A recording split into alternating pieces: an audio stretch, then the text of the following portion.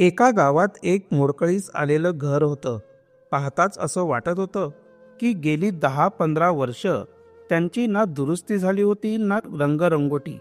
त्या घरात एक वृद्ध महिला राहत होती. तिचे या जगात कोणीच नव्हतं. शेजारी पाजारी तिला खाण्यापिण्याचं सामान देत असत आणि त्यामुळेच तिचं आयुष्य चाललं होतं. एके दिवशी पहाटे त्या घरासमोर एक मोठी कार येऊन थांबते. त्या कारमधून एक तरुण मुलगा खाली उतरतो. तो चांगले कपडे घातलेला असतो आणि तो सरळ घराच्या आत जातो. तिथे त्याला वृद्ध महिला काहीतरी काम करत असताना दिसते. तो ताबडतोब जाऊन तिच्या पाया पडतो आणि ढसाढसा रडू लागतो. तो म्हणतो की तुमच्यामुळेच माझं आयुष्य बदललं. हे ऐकून वृद्ध महिला गोंधळून जाते. ती विचार करायला लागते की हा मुलगा कोण आहे, मी याच्या आयुष्यात काय बदल केला. या संपूर्ण घटनेमागचं सत्य जाणून घेण्यासाठी कथा शेवटपर्यंत ऐका. उत्तर प्रदेशमधील एका छोट्याशा गावाची ही गोष्ट आहे. त्या गावात दयावती नावाची एक महिला राहत होती.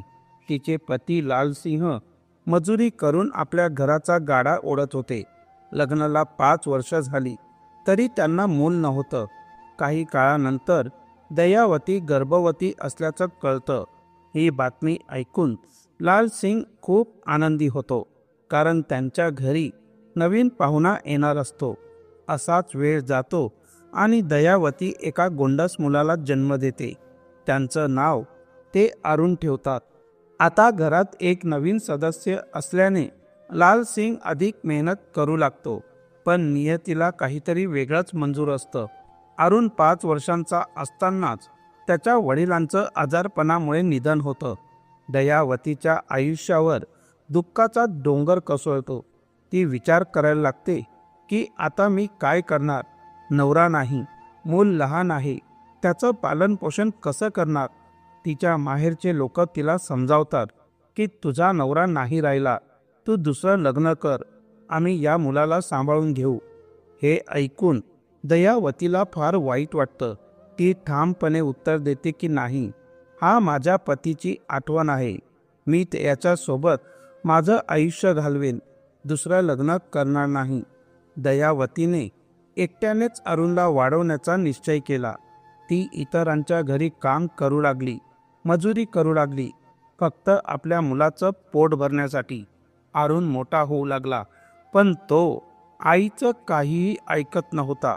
जसा तो 15 वर्षांचा झाला, तो आपल्या 2 मित्रांसोबत जास्त फिरू लागला. त्याची आई वारंवार त्याला समजावत असे की बाळा, अशा मित्रांसोबत फिरू नकोस, तुझा बाप नाहीये, लोक काय म्हणतील. लोक म्हणतील की याला त्याच्या आईने सांभाळलं नाही आणि तो बिघडला. पण अरुणवर काहीही परिणाम होत नव्हता. एके दिवशी तो आपल्या मित्रांसोबत मद्यपान करून घरी आला. त्याची आई जेव्हा हे पाहते तेव्हा ती खूप रागावते आणि त्याला जोरात मारते. रडत रडत ती म्हणते की असं बाळ असण्यापेक्षा मला मुलंच नसतं तर बरं झालं असतं, किमान हा दिवस तरी पाहावा लागला नसता. त्या रात्री ती खूप वेळ त्याला मारत राहते आणि नंतर आपल्या खोलीत निघून जाते. अरुणला खूप राग येतो. तो रात्रभर गप्प आपल्या खाटेवर पडून विचार करत राहतो. नंतर जेव्हा त्याच्या आईला गाढ झोप लागते तेव्हा तो आपल्या कपड्यांची एक पिशवी भरतो आणि गुपचूप घरातून बाहेर निघून जातो. गावाच्या बाहेर पडताना त्याला अंधार वाटतो, पण तो थांबत नाही. गावापासून 3 किलोमीटर अंतरावर मुख्य रस्ता होता. तिथे पोचायला त्याला सकाळ होते. मग कसं बसं त्याला एक लिफ्ट मिळते आणि तो एका मोठ्या शहरात जाऊन पोहोचतो. शहरातील गर्दी पाहून तो चकित होतो. सगळे आपापल्या कामात व्यस्त असतात. कोणालाही कुणाची पर्वा नव्हती. इतक्यात त्याला भूक लागते. तो एका हॉटेलमध्ये जातो आणि तिथल्या मालकाला म्हणतो की साहेब, माझं कुणीही नाही, मी उपाशी आहे, मला काहीतरी खायला द्या, बदल्यात मी तुमचं काहीही काम करून देईन. हॉटेल मॅनेजर विचार करतो की ठीक आहे, काहीतरी काम करेलच. मग तो त्याला जेवण देतो आणि सांगतो की तुला हॉटेलमधील भांडी घासावी लागतील. अरुण जेवण करून भांडी घासतो आणि परत मॅनेजरकडे जातो. तो म्हणतो की साहेब, या शहरात मला कोणीही ओळखत नाही. मी इथे काम करण्यासाठी आलो आहे. माझ्याकडे ना राहायला जागा आहे ना खायला अन्न. तुम्ही परवानगी दिलीत तर मी इथेच काम करू शकतो आणि रात्री इथेच झोपू शकतो. मॅनेजर मनात विचार करतो की अरे वा, हा फुकट काम करणारा मुलगा मिळतोय जो 24 तास हॉटेल सांभाळे. मग तो म्हणतो की ठीक आहे, जर तुला असंच करायचं असेल तर राहा. तुला खाणं आणि राहण्यासाठी जागा मिळेल, पण चांगलं काम करावं लागेल. त्यामुळे अरुण तिथेच राहू लागतो. तो खूप मेहनतीने काम करतो आणि आपलं काम मन लावून करतो. मॅनेजर त्याचं काम पाहून खुश होतो आणि त्याला अजून काम देऊ लागतो, जसं की भाज्या चिरणे, बाजारातून सामान आणणे आणि ग्राहकांना जेवण वाढणे. तो दिवसभर हॉटेलमध्ये काम करत असे आणि रात्री तिथेच झोपत असे. यामुळे त्याला अन्न आणि राहण्याची सोय मिळाली होती. अशा प्रकारे त्याचे दिवस जात राहतात. हळूहळू वेळ निघून जातो आणि अरुण मोठा होतो. हॉटेलमध्ये काम करता करता त्याला 2 वर्ष होता. आता तो 17 वर्षांचा झालेला असतो. एके दिवशी मॅनेजरला काही महत्त्वाचं काम निघतं. तो अरुणला बोलावतो आणि म्हणतो की बेटा, मी बाहेर जातोय.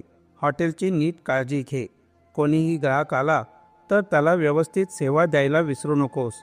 अरुण म्हणतो की ठीक आहे मालक, तुम्ही निश्चिंत राहा. मी हॉटेल व्यवस्थित सांभाळी. कारण 2 वर्षांच्या मेहनतीत त्याने हॉटेलमधील सर्व कामे शिकली होती. त्याला हे चांगलंच कळत होतं की ग्राहकांशी कसं वागायचं आणि त्यांना कसं संतुष्ट करायचं. मॅनेजर 2 दिवसांच्या सुट्टीवर निघून जातो. त्या 2 दिवसात अरुण हॉटेल उत्तम प्रकारे सांभाळतो आणि ग्राहकांना चांगली सेवा देतो. 2 दिवसांनंतर जेव्हा मॅनेजर परत येतो तेव्हा पाहतो की अरुणने हॉटेल अत्यंत व्यवस्थितरित्या सांभाळलं आहे. इतर कर्मचारीही मॅनेजरला सांगतात की हा मुलगा खूप मेहनती आहे, कोणतीही अडचण आली नाही. हे ऐकून मॅनेजर खूप आनंदी होतो. तो विचार करतो की अरे वा, हे तर चांगलंच झालं, माझं काम सोपं झालं. त्यानंतर तो वारंवार सुट्टीवर जाऊ लागतो आणि हॉटेलची जबाबदारी अरुणवर टाकतो. अरुणही कामात रस घेऊ लागतो. तो मेहनतीने आणि प्रामाणिकपणे सर्व काही शिकतो.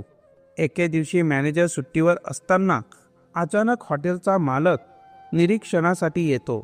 तो पाहतो की मॅनेजरच्या जागी एक तरुण मुलगा काम करत आहे आणि ग्राहकांशी अतिशय चांगलं वर्तन करत आहे. मालक हॉटेलमध्ये शिरतो. अरुण त्याला म्हणतो की सर, तुम्हाला काय खायला हवंय? मालक एका टेबलावर बसतो आणि जेवणाची ऑर्डर देतो. काही वेळाने अरुण त्यांच्यासाठी जेवण घेऊन येतो. मालक जेवायला सुरुवात करतो आणि अन्नाचा स्वाद तपासतो. इतक्यात हॉटेलमधील सर्व कर्मचारी तिथे गोळा होतात. काही जुने कर्मचारी मालकाला ओळखतात आणि नमस्ते सर म्हणतात.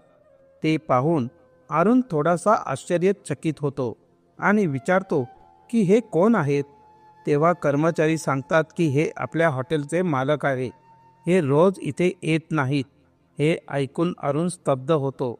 तेव्हाच हॉटेल मालक त्याच्या पाठीवर थाप मारतो आणि म्हणतो की शाबास बाळा, तू खूप छान काम करतोस. यानंतर मालक अरुणला विचारतो की बाळा, हा हॉटेलचा मॅनेजर कुठे आहे? तेव्हा कर्मचारी सांगतात की तो तर नेहमीच सुट्टी घेतो. प्रत्येक वेळी सुट्टीवर जाताना हॉटेलची जबाबदारी याच्यावर टाकतो. हा तर हॉटेलमध्येच राहतो. मालकाने अरुणचे काम पाहिले होते. त्याला हे समजले की हा मुलगा गरिबीमुळे आणि मजबुरीमुळे इथे राहतो, पण अतिशय प्रामाणिक आणि मेहनती आहे. मग मालक मॅनेजरला फोन लावतो आणि स्पष्ट शब्दात सांगतो की आजपासून तुला हॉटेलवर येण्याची गरज नाही. मी नवीन मॅनेजर ठरवला आहे. यानंतर मालक अरुणला हॉटेलचा मॅनेजर बनवतो आणि सांगतो की बाळा, मन लावून आणि मेहनतीने काम कर. पुढे तुला यापेक्षा खूप मोठी संधी मिळेल.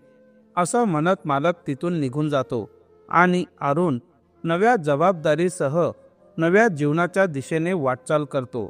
त्या हॉटेलच्या मालकाचे बरेच हॉटेल्स होते, पण ज्या हॉटेलचा व्यवस्थापक अरुण होता ते हॉटेल खूपच प्रगती करू लागले. तिथे खूपच ग्राहक यायला लागले आणि विक्री दिवसेंदिवस वाढत चालली होती. हे पाहून हॉटेलचा मालक आश्चर्यचकित झाला आणि विचार करू लागला की हा तरुण खूप मेहनती आहे, म्हणूनच माझ्या या हॉटेलची इतकी चांगली विक्री होत आहे आणि ग्राहकही वाढत आहेत. यानंतर एके दिवशी हॉटेल मालक अरुणला आपल्या घरी बोलावतो. अरुण जेव्हा त्याच्या घरी पोहोचतो तेव्हा त्याला खूप आलिशान घर दिसते. घरासमोर अनेक गाड्या उभ्या असतात आणि त्या घरात हॉटेल मालक आपल्या पत्नीसोबत राहत असतो. अरुण आत जाताच मालक त्याला जेवायला बोलावतो. मालक व त्याची पत्नी जेवत असतात आणि अरुणलाही डायनिंग टेबलावर बसवतात. जेवताना मालक अरुणशी बोलतो आणि म्हणतो की बेटा, ज्या हॉटेलची जबाबदारी तुझ्याकडे आहे त्याची विक्री खूपच वाढली आहे. माझ्याकडे अनेक हॉटेल्स आहे आणि मला वाटतं की तू ती सर्व अशीच उत्तम प्रकारे सांभाळावीस आणि व्यवस्थित चालवावीस. हे ऐकून अरुण खूप आनंदित होतो. आपल्या मालकाच्या तोंडून प्रशंसा ऐकून तो म्हणतो की ठीक आहे मालक, जसं तुम्ही सांगताय तसंच होईल. त्यानंतर अरुण सर्व हॉटेलच्या कामकाजाची जबाबदारी स्वतः हाती घेतो. नव्या कर्मचाऱ्यांची भरती असो वा कोणतेही बदल करायचे असो, हे सर्व निर्णय तोच घेऊ लागतो. हळूहळू वेळ जातो आणि अरुण 22 वर्षांचा होतो. तो आता नियमितपणे मालकाच्या घरी जाऊ लागतो, कारण हॉटेलच्या नफ्या तोट्याचा संपूर्ण हिशोब देण्यासाठी त्याला तिथे जावे लागते. तो जसा घरी जाऊ लागतो तसा मालक व मालकीन त्याच्यावर अधिक माया करू लागतात. अरुण मेहनती आणि आदरशील असल्याने दोघांनाही तो फार प्रिय वाटतो. घरातल्या एखाद्या छोट्या कामासाठी त्याला सांगितले तरी तो ते निसंकोचपणे पार पाडतो. मालक आणि मालकीन एके दिवशी एकमेकांशी चर्चा करतात. मालकीन म्हणते की हा मुलगा खूप चांगला आहे, गुणी आहे, आपण याला दत्तक घ्यावं का? पण मालक म्हणतो की नाही, अजून वेळ आलेला नाही. जेव्हा योग्य वेळ येईल तेव्हा मी त्याला दत्तक घेईन. हळूहळू आणखीन काही वेळ जातो आणि मग एक दिवस हॉटेल मालकाच्या पत्नीचं निधन होतं. पत्नीच्या मृत्यूमुळे मालक पूर्णपणे कोलमडून जातो. या दुःखामुळे त्यांची तब्येत सतत बिघडू लागते आणि ते वारंवार आजारी पडतात. एके दिवशी ते अरुणला म्हणतात की बेटा, आता तू हॉटेलमध्ये राहू नकोस, माझ्या घरी ये आणि इथेच राहा. मी पूर्णपणे एकटा पडलो आहे, माझी काहीही संतती नाही. जर तू माझ्यासोबत राहिलास तर मला थोडं बरं वाटेल. हे ऐकून अरुणही मालकाची गोष्ट मान्य करतो आणि आता तो मालकाच्या घरीच राहू लागतो. रोज सकाळी तो कामावर जातो, दिवसभर हॉटेलचं व्यवस्थापन पाहतो आणि संध्याकाळी परत मालकाच्या घरी येतो. पण मालकाची तब्येत दिवसेंदिवस खालावतच जाते, कारण पत्नीच्या निधनाचं दुःख त्यांना सोसवत नव्हतं. एके संध्याकाळी जेव्हा अरुण मालकाचे पाय दाबत असतो तेव्हा अचानक मालक त्याला विचारतात की बेटा, तू इतके दिवस माझ्यासोबत आहेस, पण मी कधीच तुझ्याबद्दल जाणून घेण्याचा प्रयत्न केला नाही.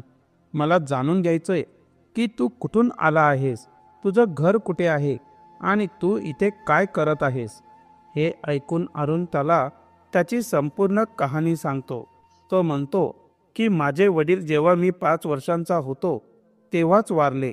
माझ्या आईने मला लहानाचं मोठं केलं, पण मी तिच्या त्यागाचं आणि कष्टाचं कधीच चीज केलं नाही. मी माझ्या मित्रांसोबत फिरत असे. 15 वर्षांचा असताना एक दिवस मी दारू पिऊन घरी गेलो. त्यानंतर आईने मला खूप मारलं आणि त्या रागातच मी घर सोडून निघून आलो. लोकांकडून लिफ्ट घेत घेत या शहरात पोहोचलो आणि मग तुमच्या हॉटेलमध्ये काम करायला लागलो. हे सांगताना अरुणच्या डोळ्यात अश्रू येतात. हॉटेल मालकही खूप भावुक होतात आणि विचारतात की बेटा, तू कधी तुझ्या आईची खबर घेतली आहेस का? अरुण उत्तर देतो की नाही मालक, त्या दिवसानंतर मी कधीच गावी परत गेलो नाही, ना कधी आईबद्दल जाणून घेण्याचा प्रयत्न केला. हे ऐकून मालक म्हणतात की बेटा, मला कोणतेही मूल नाही आणि माझी काळजी तुझ्या इतकी कोणीही घेऊ शकत नाही. मी माझी पूर्ण संपत्ती तुझ्या नावावर करायचं ठरवलं आहे. आपण दोघंही इथेच राहू, पण त्याआधी तू आपल्या गावाला जा आणि तुझ्या आईला इथे घेऊन ये. हे ऐकून अरुणच्या निराश चेहऱ्यावर आनंदाची लहर उमटते. तो मालकाला एकदम मिठी मारतो आणि विचारतो की मी तुम्हाला बाबा म्हणू शकतो का?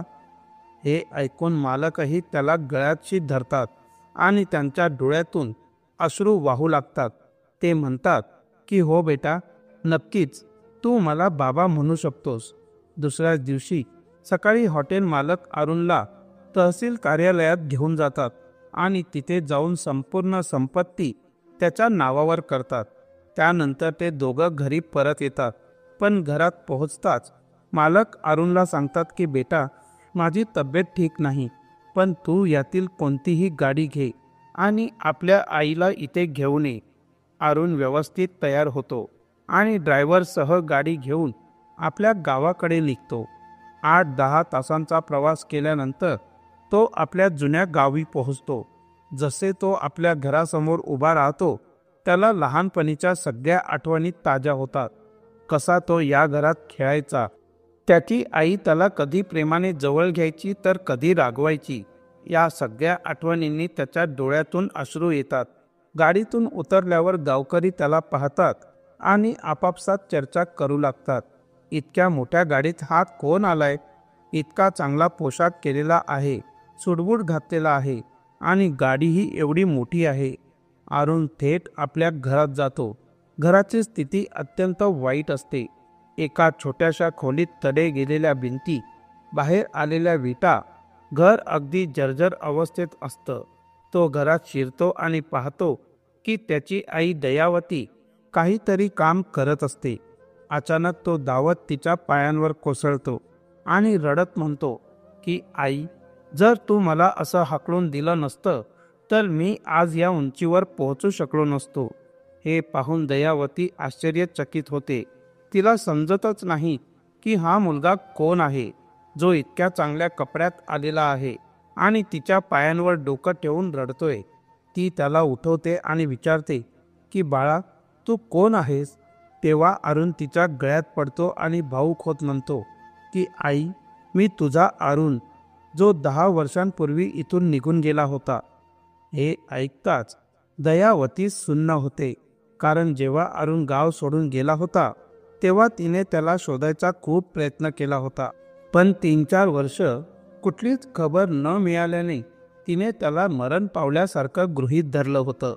पण आज 10 वर्षांनी तिचा मुलगा तिच्या समोर जिवंत उभा राहिलेला पाहून ती खूप भावूक होते. ती त्याला घट्ट मिठी मारून ढसाढसा रडू लागते आणि म्हणते की बाळा, तू माझ्यासोबत चांगलं केलं नाहीस. माझे 10 वर्ष तुझ्या आठवणीतच गेले. मी एकटी होते. माझी परिस्थिती खूप वाईट होती. दरम्यान गावातील लोकही तिथे गोळा होतात. या वृद्ध महिलेला ज्यांनी आधार दिला होता तेही हे दृश्य पाहून भावूक होतात. जेव्हा त्यांना समजतं की हा तोच अरुण आहे जो 10 वर्षांपूर्वी गाव सोडून गेला होता, तेव्हा त्यांच्याही चेहऱ्यांवर आनंद झळकतो. ते विचार करतात की चांगलंच झालं, बिचाऱ्या आईला आता तिच्या उतार वयाचा आधार मिळाला. दयावती आपल्या डोळ्यातील अश्रू पुसून अरुणला विचारते की बाळा, तू कुठे गेलास आणि आज एवढा मोठा माणूस कसा झालास? अरुण आपल्या आईला आणि गावकऱ्यांना संपूर्ण कहाणी सांगतो. त्याची कहाणी ऐकून सगळ्यांच्या डोळ्यात अश्रू येतात आणि चेहऱ्यावर आनंद झळकतो. दयावतीला अभिमान वाटतो की तिचा मुलगा इतक्या संघर्षांनंतर आज एवढा मोठा माणूस बनला आहे. अरुण आपल्या आईला म्हणतो की आई, आता माझ्यासोबत चल, तुला कोणाला तरी भेटवायचं आहे. दयावती उत्तर देते की बाळा, मी कुठेच जाणार. म्हातारपणी इथे राहणंच योग्य आहे. जेव्हा तू नव्हतास तेव्हा या गावकऱ्यांनीच मला आधार दिला. मी त्यांना सोडून जाऊ इच्छित नाही. पण अरुण आग्रह धरतो, आई, तुला माझ्या साहेबांना भेटायला हवं. त्यांनी स्पष्ट सांगितलं आहे की मी तुला घेऊनच यावं. शेवटी दयावती अरुण सोबत जाण्यास तयार होते. गावकरी वृद्ध आईला प्रेमाने निरोप देतात, तिला गाडीत बसवतात आणि अरुण तिला घेऊन आपल्या मालकाकडे जातो. जसा अरुणचा मालक त्यांच्या आईला पाहतो तो झुकून तिचे पाय धरतो आणि म्हणतो की तुम्ही एक देवी आहात, कारण तुम्ही एवढा महान मुलगा जन्माला घातला आहे. दयावती हे ऐकून खूप भावुक होते. तिच्या डोळ्यातून अश्रू वाहू लागतात. यानंतर अरुणची आई आणि त्याचा मालक एकाच घरात राहू लागतात. आता जेव्हा दयावती गावाला जाते तेव्हा सुंदर कपडे घालून गाडीत बसून जाते आणि गावकऱ्यांशी तासनतास गप्पा मारते. दुसरीकडे अरुणही कधीकधी गावाला येतो आणि ज्यांनी त्याच्या आईला मदत केली त्यांचे मनापासून आभार मानतो. तर मित्रांनो, ही होती एका मुलाची कथा ज्याला त्याच्या आईने ओरडून घराबाहेर काढले होते, पण त्याच गोष्टींमुळे तो संघर्ष करत राहिला आणि एक मोठा माणूस बनून परत आला. या कथेवर तुमचं मत काय आहे कमेंटमध्ये नक्की सांगा आणि आपल्या मित्रांसोबत शेअर करा. या कथा सांगण्याचा उद्देश कोणालाही दुखावणे नाही, तर तुम्हाला जीवनाच्या वास्तवाशी परिचित करून देणे आहे, जेणेकरून तुम्ही यातून काहीतरी शिकून तुमच्या जीवनात अंमलात आणू शकता. पुन्हा भेटू एका नवीन कथेसह. तोपर्यंत जय हिंद, जय भारत. खूप खूप धन्यवाद. थँक्यू.